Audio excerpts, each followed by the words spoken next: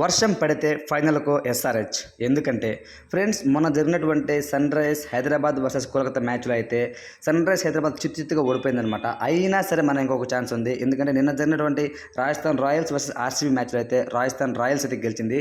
So మనకైతే రేపు Rajasthan Royals versus Sun Rise match అయితే జరగబోతుంది అనమాట. అందులో అయితే ఇన్ కేస్ వర్షం ఛానల్ అయితే వర్షం పడుతుంది అని అయితే తమిళనాడు న్యూస్ ఛానల్స్తో చెప్తున్నారు అనమాట. ఇన్ కేస్ వర్షం పడి మ్యాచ్ కానీ రద్దు అయితే, అంటే 5 ఓవర్స్ కూడా పెట్టుకోవాలనే ఛాన్స్ కూడా లేకుండా రద్దు అయిపోయిందంటే మాత్రం మనకు టాప్ 2లో పాయింట్స్ టేబుల్లో టాప్ 2లో సన్ రైజ్ ఉంది కాబట్టి సో డైరెక్ట్గా సన్ రైజ్ ఫైనల్స్కి వెళ్ళే ఛాన్స్ అయితే ఖచ్చితంగా ఉందన్నమాట.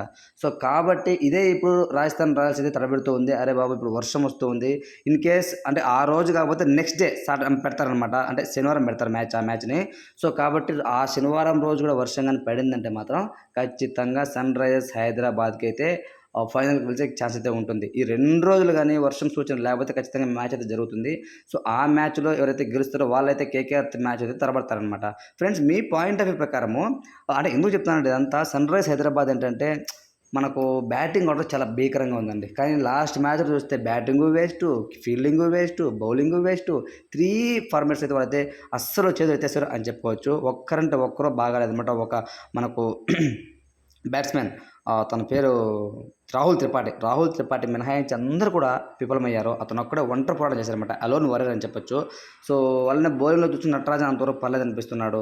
ఎందుకు ప్యాట్ కమిన్స్ కొంతవరకు ప్రభావంగా చూపించిందండి, కెప్టెన్సీ ప్రభావం. అందరినీ మనకు జయదేవ్ ఉన్నతి కట్టున్నాడు, తన పక్క పెట్టడము, దాని తర్వాత మయాంక్ మార్కండే స్పిన్నర్ తన పక్కన పెట్టడము. సో ఇవన్నీ చూస్తూ ఉంటే కొంతవరకు వాళ్ళు యూజ్ చేస్తుంటే చాలా బాగుండేది అని అయితే నాకు అనిపించింది.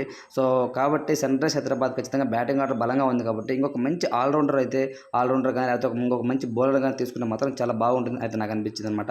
ఎవరైనా కొత్త తీస్తున్నాడు, వైశాఖ్ అంట, సమీర్ రిజ్వీ అంట, వీళ్ళని తీసి గ్లెన్ ఫిలిప్ ఉన్నాడు అనమాట. తన బౌలింగ్ స్పిన్నర్, ఆఫ్ స్పిన్నర్ చాలా బ్రహ్మాండంగా ఇస్తాడు, బ్యాటింగ్ బాగా ఆడతాడు మిడిల్ ఆర్డర్లో. సో తనను తీసుకుంటే మాత్రం చాలా బాగుంటుందని నేను అనుకున్నాను.